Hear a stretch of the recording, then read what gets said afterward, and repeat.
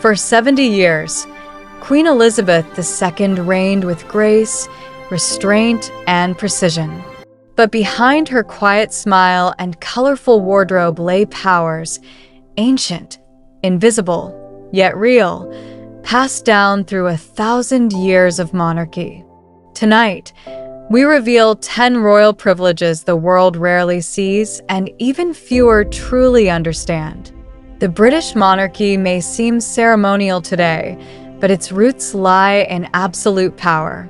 Every privilege the Queen held was a surviving echo of empire, refined by democracy, wrapped in tradition, but never fully erased. 1. She owned every swan, dolphin, and whale in Britain.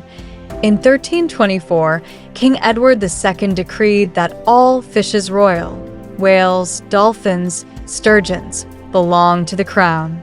Centuries later, Elizabeth II still legally owned every unmarked mute swan in open British waters. Each July, her swan uppers rode the Thames, counting and tagging the birds, not as a display of power, but as a living pageant of continuity.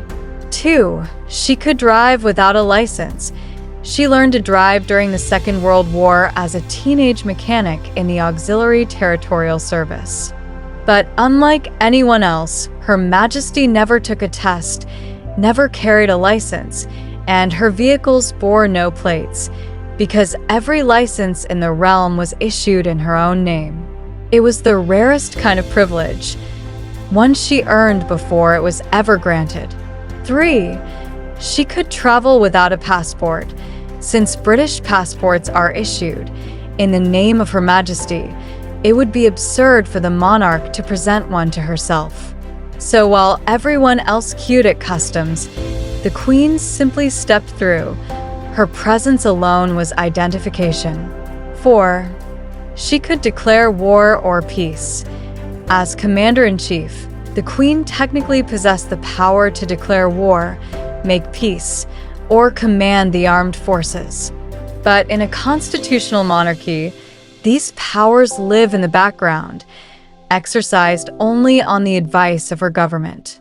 Still, no British soldier goes to battle without her name on the orders.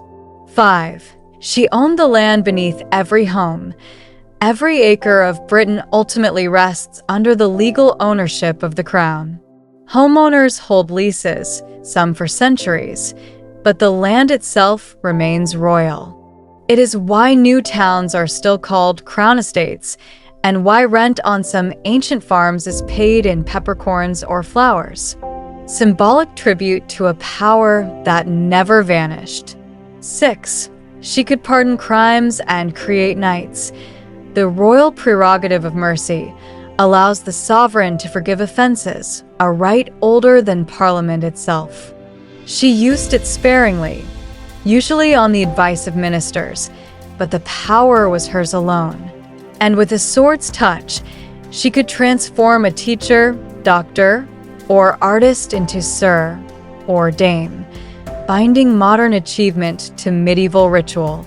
7. She was immune from prosecution. The Queen could not be sued, arrested, or tried.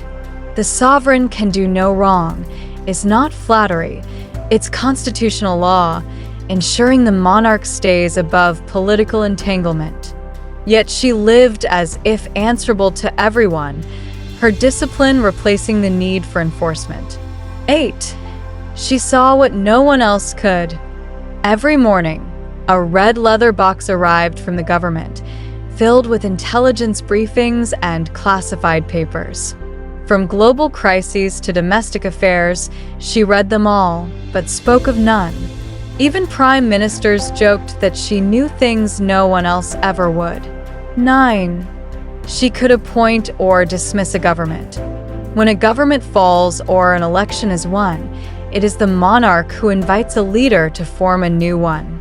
It is a quiet ceremony lasting minutes, but without her consent, there is no government. It's the invisible hinge on which democracy swings. 10. She owned the world's most valuable private collections. Beyond the official crown estate lay her personal treasures, the Royal Philatelic Collection, the world's most valuable stamps, art from Da Vinci to Rembrandt, and estates like Balmoral and Sandringham, bought by her ancestors and never taxed in inheritance. To her, they were not riches to flaunt, but legacies to preserve. These privileges may sound limitless, yet the true secret of Elizabeth II's reign is that she chose not to use them. Her restraint was her strength, power held in silence, authority expressed through service. She reigned through example, not command, reminding a modern world that tradition can coexist with progress, and that sometimes the mightiest act of power is self-control. In 1,000 years of monarchy, no one balanced duty and power quite like her. If you enjoyed this story, please like, share, and subscribe to Celebrity Style 247, where royal tradition becomes timeless cinema. Which of these royal powers surprised you most? And which do you think future kings should keep?